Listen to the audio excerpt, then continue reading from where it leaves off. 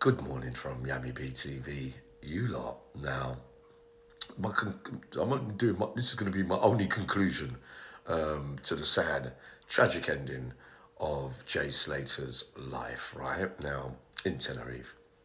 Now, what became apparent to me, which is why I didn't make no videos, is because there are a lot of so-called ex-criminals were sticking in their oar, giving their opinions, being brutally honest, if we want to be honest, if you get what I mean, and saying that he knew what he was doing, he was involved in this, he was a scumbag, he slashed people, kilos of cocaine, the Rolex.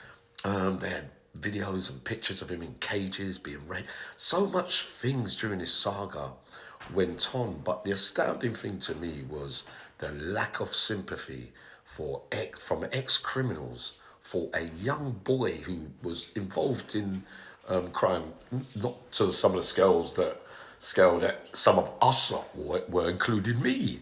Yeah, but you won't have no sympathy for him because he's meant to know better and expect the consequences because that's how it can go in that life. But hold on 1 minute. He never got a chance to make amends or see the error of his ways and get a chance to reform because he was just starting out on the fake life that many of us chose to lose. And it is worth remembering that some of the things that you're saying that he did, you did much more worse things than that. So I will be brutally frank this morning on this saga that's ended out tragically. And in the last couple of days, I was seen to say that that there's no way that he would have walked down from the B&B to reach that stage where he could have. I believe that he got pushed and it wasn't an accident. But I see it a little bit more different now with more clarity and a cooler head.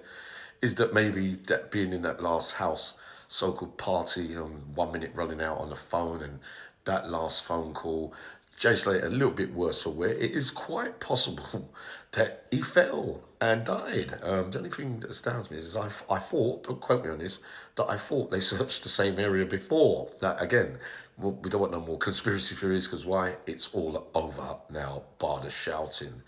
But we've been reminded of young kids that get into that crime game at that age. That the same people that are talking, giving these massives, you should have known better. He knows that it could end up, But the thing is, sorry. I was venting about this morning, is that those same kids that got into that game were probably looking at role models such as them and me to for his eyes to believe that that is a better way to live without being, a law-abiding citizen. So you remember the youngsters are only finding role models from ex-criminals like us. So then, where does the blame go? You can't just say lack of sympathy, lack of empathy. I don't care what happens to him. He was a scallywag and this and that. As I've said, I reiterate from what I said before, when most of he was a young little kid at the end of the day. And if it's end wrong for him on a petty incident where he loses his life, I'm beginning to see, but no, my mind's going the other way now. That maybe it was one of those tragic accidents. But how are we ever going to know now? With so many conspiracy theories that came out, where there's been no arrest for some of the stuff that's been suggested and who is involved with and that kind of stuff. All right, I know a bit about